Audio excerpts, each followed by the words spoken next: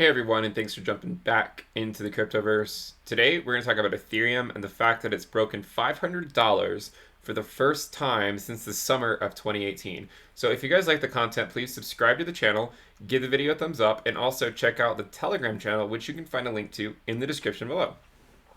Let's go ahead and jump in. So Ethereum has broken $500, right?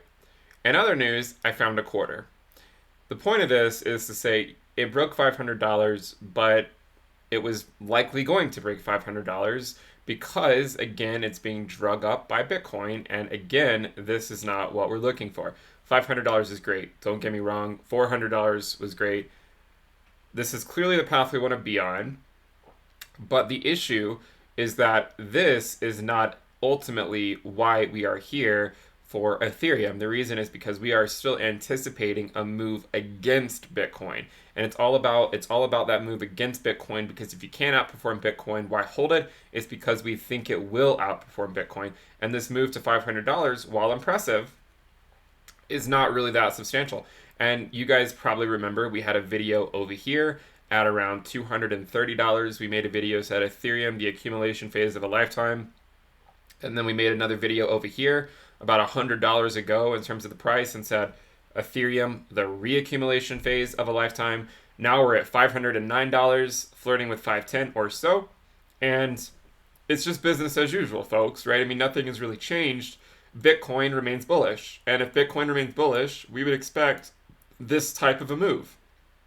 Basically one of those types of moves that just kind of lags behind Bitcoin, because you can see that the Ethereum Bitcoin ratio has dropped considerably over the last several months. We are now down from the peak, approximately from the peak, we're down around 35%, or maybe 33% or so, because we have come back up a little bit.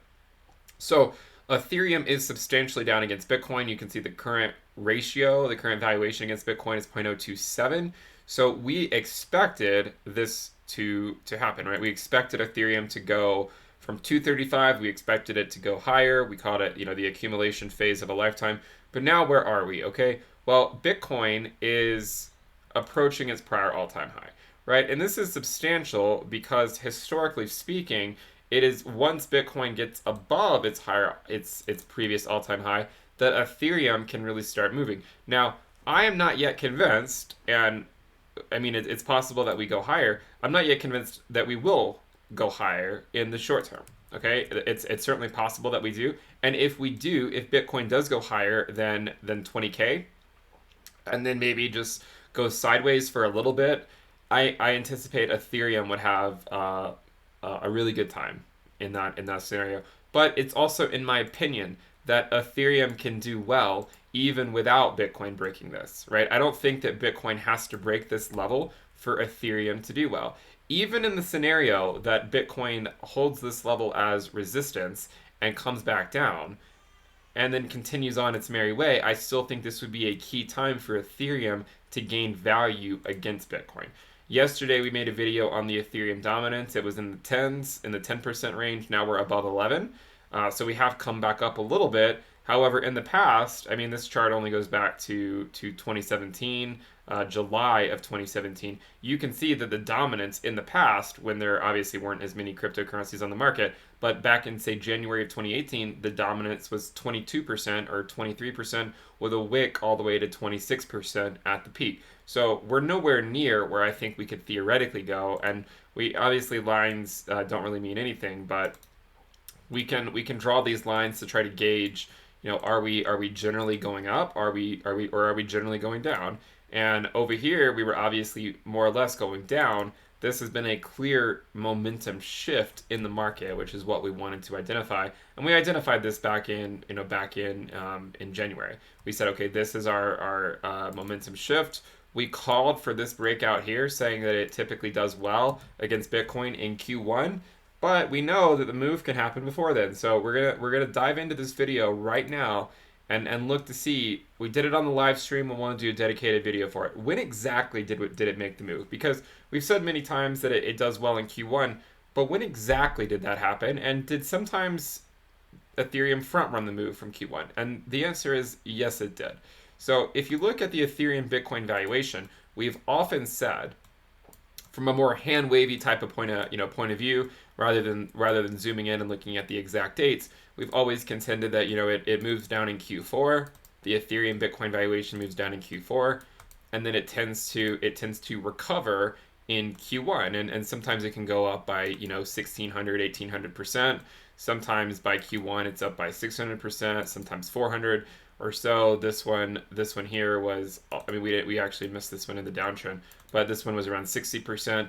And then we speculated last time, okay, we're probably going to see this move, and we saw another 60% gain of Ethereum against Bitcoin. So that's what we've looked at before, and I've often contended that Ethereum is a good buy against Bitcoin in December, because you can see that in terms of your 90-day ROI, Ethereum, if you bought Ethereum in December with Bitcoin, you would have had a good ROI for the last 5 years. Obviously, you also would many of those years you would have seen amazing returns in terms of USD. Now there's some years where maybe not as much, but for the most part, if historically speaking, if you bought Ethereum in December, throughout December systematically, not trying to time the bottom or anything like that, then you would have been looking pretty good about 90 days later at the very most, sometimes a few weeks later.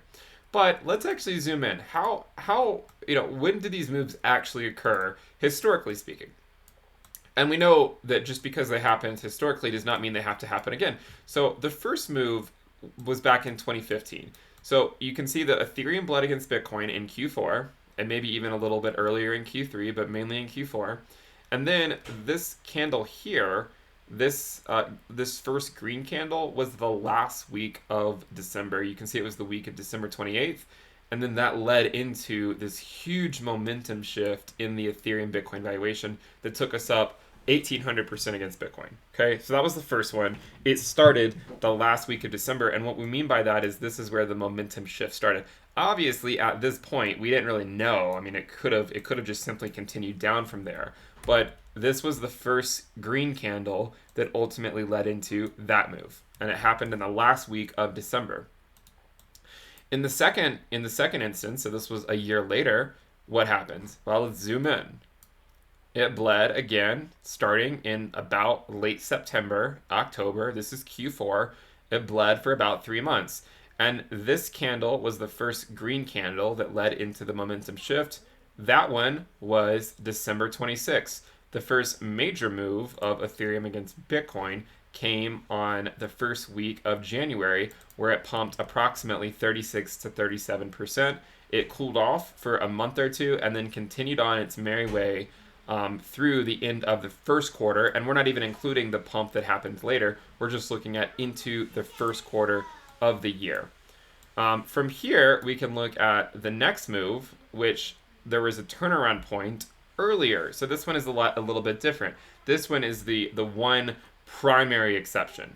For the most part, all of them start in either late December or January. This one started in mid-December. And this is the reason I've said you should not try to get too fancy with this and try to time the bottom, because there's likely a good chance you're not going to be able to do so. For instance, if in 2017, if you had waited until January to buy Ethereum, if you had waited until say the end of December, you would have already missed out on, from the bottom of these two candles here, just missing the first couple weeks, you might have missed out on a 60 to 70% move against Bitcoin.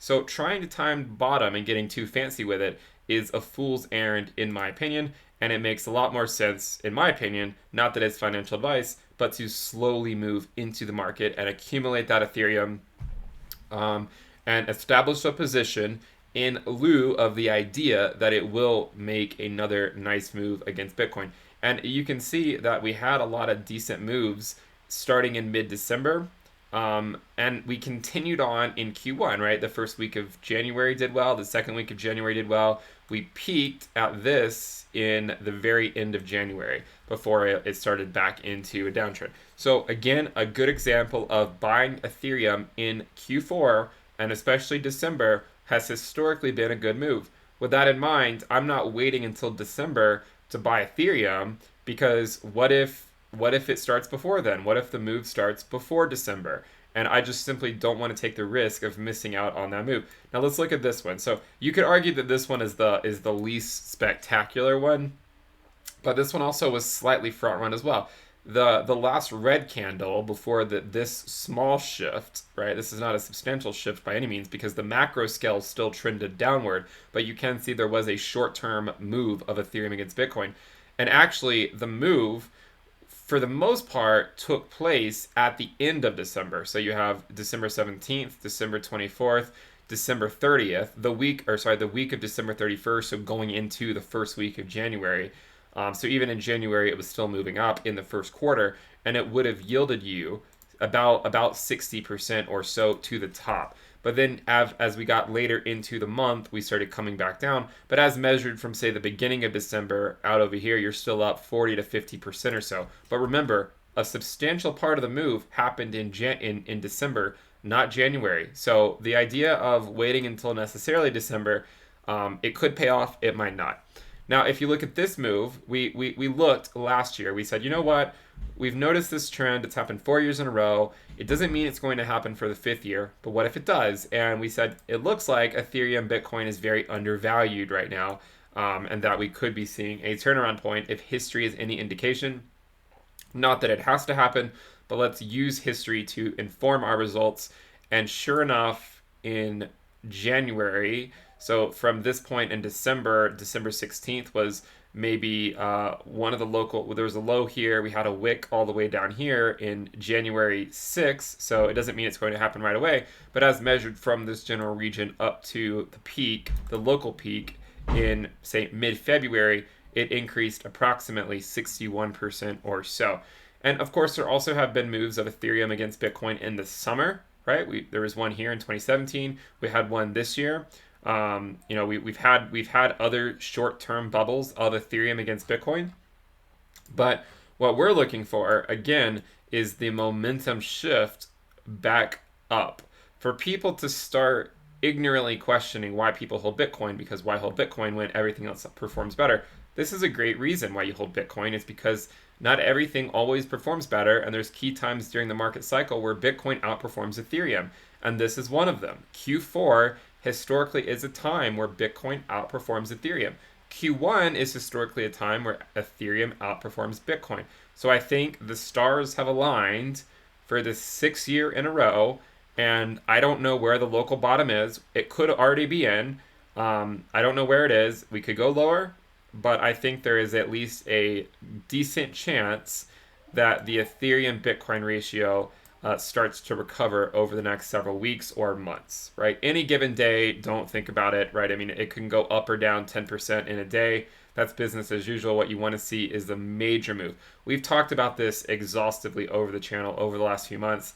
I know some of you guys are probably tired of hearing it, but I just want to provide fairly frequent updates on it because I do think it's a pretty substantial move that we're hoping for. Doesn't mean it's going to happen. There's a probability that it doesn't, but if it does, then we'll look back on it and say there was no luck involved. It was a calculated investment that paid off, and we'll see if it pays off or not. Again, it's not financial advice. We're just looking at historical trends and trying to use those trends to inform our future decisions. So yes, Ethereum is at $500. It's at $510 now.